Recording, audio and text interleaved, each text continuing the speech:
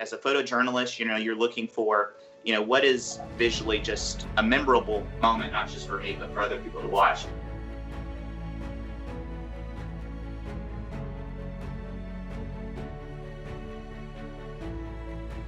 Hi, I'm Brian Emfinger. I am a Stormchaser from the United States. So I've had a lot of people messaging me and, being like, what are these people doing?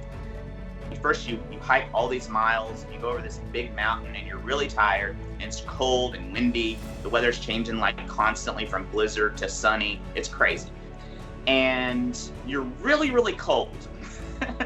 And you see this lava, and the lava is literally like kind of coming at you. It's moving very slowly.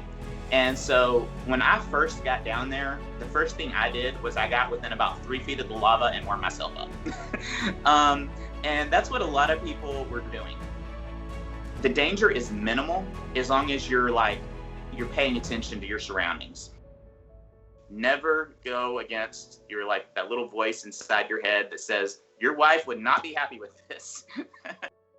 It looks scary, but it really isn't as crazy as it looks, for sure.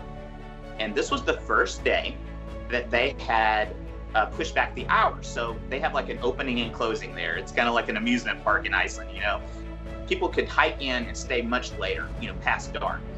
And I had noticed a ton of people streaming by me as it got dark.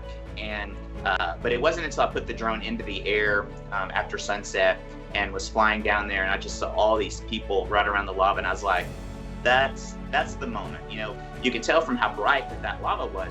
It was very vivid. That it was moving a little faster, and just seeing them so close. And then you saw people taking pictures and having fun.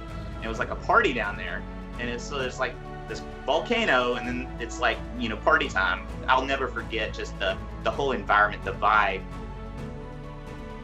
So I've basically been storm chasing my whole life. I think my first actual storm chase I would consider in, I guess it was probably like 7th or 8th grade. It was like an afternoon thunderstorm. It was like a few hundred yards down the road. It was like pouring rain, and I just hopped on my bike and just went and flew into it as fast as I could on my bike. So I think it's just I've always been extremely curious to see Mother Nature up close. I've told people that I would have traded everything I've seen, all the tornadoes, all the hurricanes, for one volcanic eruption. And it was just a dream come true. I still can't believe that I went. I mean, it's hard for me to even believe some of the things I've seen. But luckily, there's always photographic evidence of that I'm not BSing, right?